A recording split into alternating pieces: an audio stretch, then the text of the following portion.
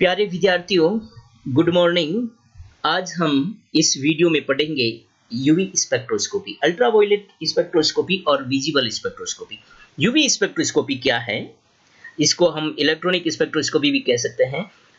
Spectroscopy की परिभाषा ये होती है कि मैटर और इलेक्ट्रोमैग्नेटिक रेडिएशंस के बीच में जो इंटरेक्शंस होता है उसका अध्ययन स्पेक्ट्रोस्कोपी है। स्पेक्ट्रोस्कोपी के बारे में पढ़ने से पहले, यूवी स्पेक्ट्रा में पढ़ने से पहले हम ये जानेंगे इलेक्ट्रोमैग्नेटिक रेडिएशंस क्या होते हैं।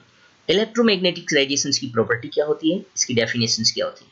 इलेक्ट्रोमैग्नेटिक रेडिएशंस में टू कंपोनेंट्स होते हैं, electric field and magnetic field.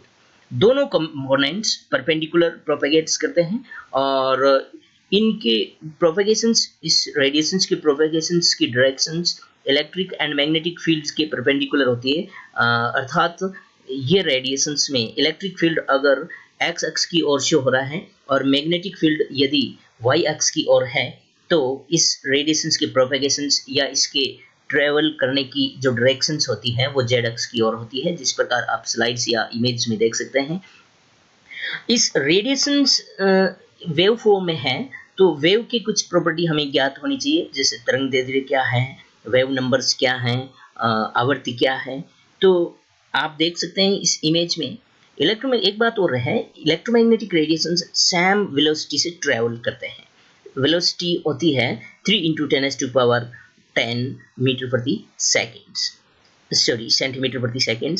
आप देख सकते हैं कि यहाँ ये जो वेव्स दे रखी है, इसमें लैम्डा वह दूरी होती है, इस वेव्स के एडजेसेंट दो संघ या दो घृत के बीच की दूरी लैम्डा होती है। हम इसको एंगस्ट्रॉम में भी मेजर कर सकते हैं तथा इसको सेंटीमीटर में, इसको किलोमीटर में, इसको मीटर में, इन दूरी के यूनिट्स में हम इसको मेजर करते हैं। दूसरी बात है, इसकी फ्रीक्वेंसी क्या है। फ्रीक्वेंसी पर्टिकुलर पॉइंट्स में यूनिट टाइम में कितने साइकिल्स पास होते हैं वो उसकी फ्रीक्वेंसी होती है। और यूनिट लेंथ में या 1 सेंटीमीटर, 1 मीटर या 1 किलोमीटर में यूनिट लेंथ में presence total numbers of cycles is called wave numbers. Wave numbers की यूनिट होती है सेंटीमीटर इनवर्स। हम चूंकि यूनिट लेंथ सेंटीमीटर में लेते हैं, तो 1 सेंटीमीटर में उपस्थित सारी की सारी कंप्लीट तरंग दैर्ध्य या कंप्लीट तरंग साइकिल्स को हम वेव नंबर्स कहते हैं। लैम्डा को हम एंगस्ट्रॉम में भी शो कर सकते हैं। म्यू फ्रीक्वेंसी को हम हर्ट्ज में शो करते हैं और वेव नंबर्स को हम सेंटीमीटर इनवर्स के अंदर शो करते हैं। आप जान सकते हैं यूवी स्पेक्ट्रोस्कोपी का एक रेंज है इलेक्ट्रोमैग्नेटिक रेडिएशंस की 150 nm से 400 nm तक। Actually far UV and near UV दो प्रकार के इसके रेंज हैं।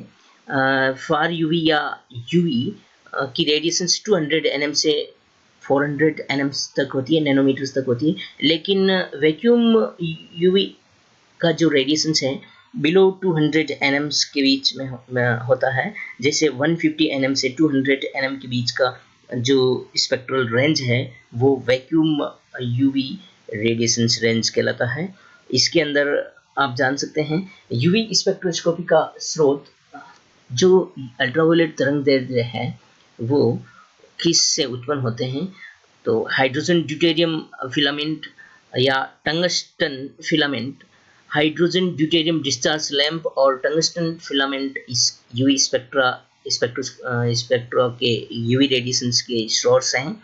और इस यूवी रेडिएशंस इस लेबोरेटरी के अंदर एक इम्पोर्टेंट एपरेटस है। यूवी स्पेक्ट्रोस्कोपी के माध्यम से हम अनेक ऑर्गेनिक कंपाउंड्स या इनऑर्गेनिक कंपाउंड्स में कॉन्जुगेशंस का पता लगा सकते हैं, एरोमेटिक कॉन्जुगेशन है या नहीं है, conjugated and non conjugated systems को आइडेंटिफाई कर सकते हैं।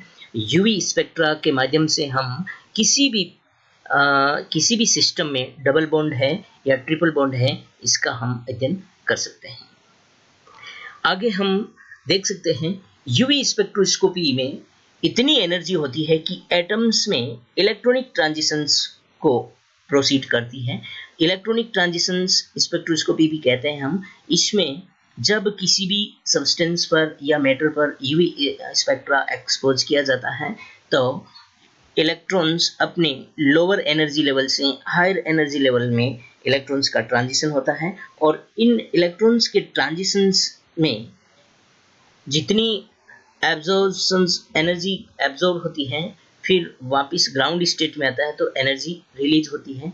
तो इन ट्रांजिशंस में जितनी एनर्जी की आवश्यकता होती है उस एनर्जी को हम E बराबर एच न्यू यहाँ पर फ्रीक्वेंसी है, एच यहाँ पर प्लैंक कांस्टेंट है और एच न्यू फोटॉन्स हैं, अर्थात E बराबर एच न्यू के बराबर जो एनर्जी कितने फोटॉन्स एनर्जी एब्जॉर्ब करते हैं उसके अनुसार हम इस स्पेक्ट्रोस्कोपी में अलग अलग पीक प्राप्त होती हैं और इस पीक के माध्यम से हम स्पेक्ट्रोस्कोपी का अध्ययन करते हैं।